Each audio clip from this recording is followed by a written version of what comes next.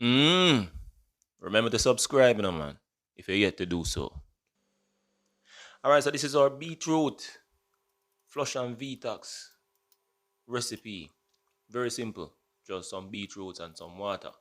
What I want to really spend my time focusing on very quickly is some of the benefits relating to the beetroot juice. So the reason why we have the beetroot as a part of the flush and Vetox is because one of the high potassium value or the benefit of reducing blood pressure levels. The Flush and Vetox was primarily created for persons who are hypertensive, persons who may have blood glucose challenges. So, by incorporating foods such as beetroot, this is to provide the benefit of reducing the blood pressure levels.